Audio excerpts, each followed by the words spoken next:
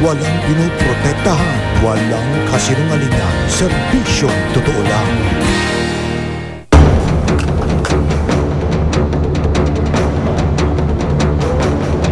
Ngayong gabi, mahaharap tayo sa dalawang kakaibang wildlife emergency. Yung sa mga pagong na nakuhuli na at natatrap doon sa kanilang pante o doon sa lambat na tinatawag nila, siguro dito na rin nila nilalagay para patayin nila.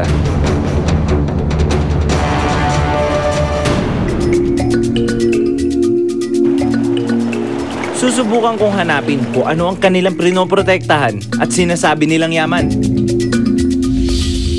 Itong punong to maraming use sa kanila. Yung dagta nito ay nagagamit. Pwede siyang fire starter, fuel ba?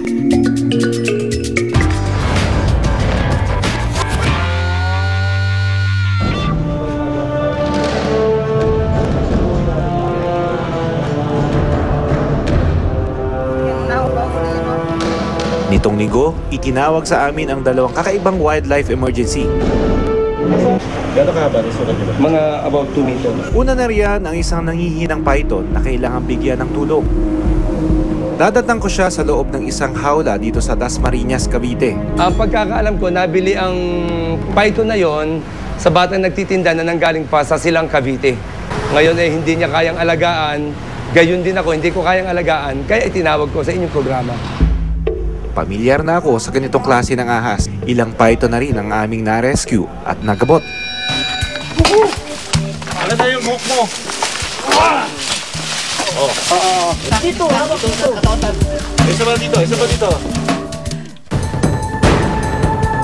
Tulad ng python sa Palawan na puro garapata. Itong samples na to, papadala natin sa Department of Parasitology sa University of the Philippines para pa-identify natin. At isa pang python na nakuha sa isang barangay sa Taguig, Metro Manila. Kailangan walang hesitation, no?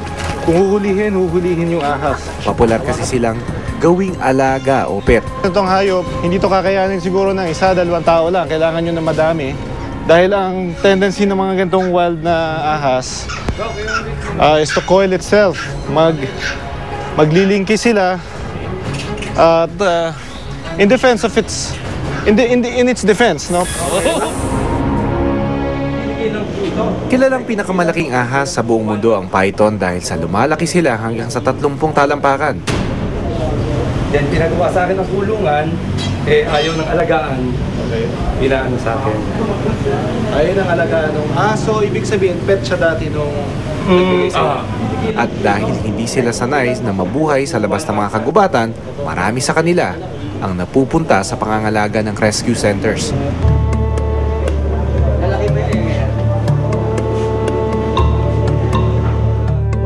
Unang tingin pa lang mukhang may dinaramdam na ang ahas. Kailangan itong mas masuri pa. Sa akin, mga 1 month na. hindi ato ang kumakain. Ayaw kumakain. Yung case natin, dinala dito since bago yung environment, bago yung lugar, maingay, hindi ito siya sanay dun sa lugar na kanyang ginagalawan ngayon. Highly stressed yung ganitong klaseng hayop. Mataas yung tendency na hindi talaga siya kakain. Okay, so para mabigyan natin ng mas magandang assessment at ma-check up natin husto, dali natin sa PAUB kasi mas may gamit sila dun eh.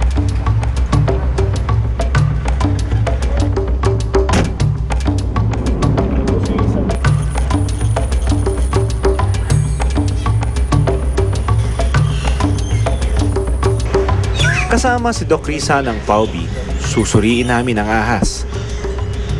Yan. Okay.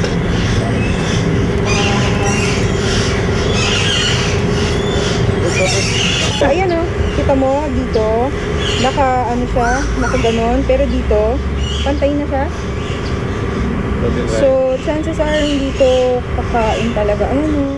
Sa ngayon ay obserbahan daw muna ang python bago ito subukan muling pakainin.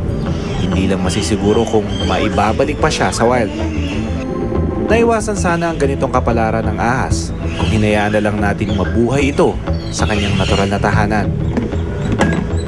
Di gaya ng ibang ahas, walang kamandag ang mga python. Kaya hindi nila tayo basta-basta masasaktan kung hindi natin sila bibigyan ng dahilan na manakit.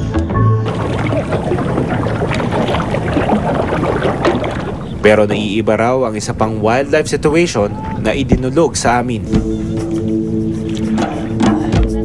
Dito kasi, nakakapinsala na raw sila ng pamumuhay at nananakit pa raw ang ilan.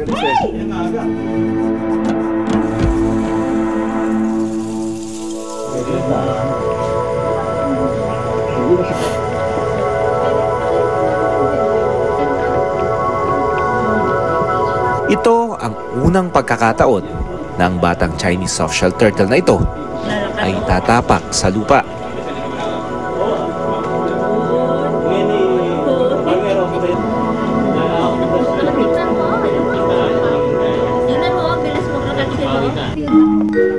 Sa kanyang paglaki, mahigit kalahati ng kanyang buhay sa tubig na niya gagawin. Inaahon lang ang kanyang mukha sa tubig para makahinga. Sa umaga, nagbibilad siya sa araw para mapantay ang temperatura ng kanyang malamig na katawan. Malaking bahagi ng kanilang natural na populasyon matatagpuan sa Amorhelong River sa pagitan ng China at Russia. Ngunit sa barangay Catalina sa San Luis, Pampanga, sa gilid ng mga palaisdaan ng tilapia, nagkalat ang mga patay na pagong.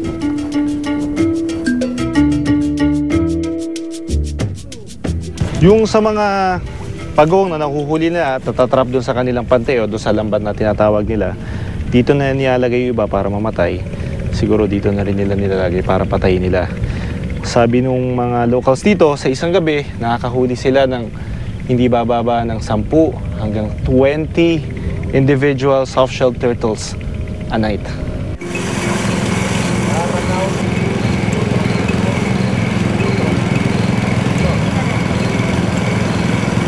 Ito ang basal o ang unang gabi ng paglalambat ng mga tilapia. Nag-uumapaw ang kanilang huli. Ngunit hindi lamang mga tilapia ang mga nag-uumapaw dito. Parang mga ibong nakatikim ng kalayaan ng mga pagong.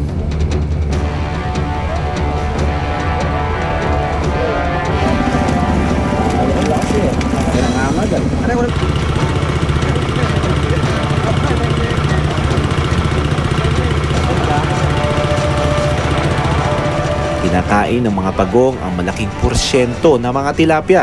Nung walang pawikan ang inaani namin dito, hindi kumukulang sa 15 toneladas.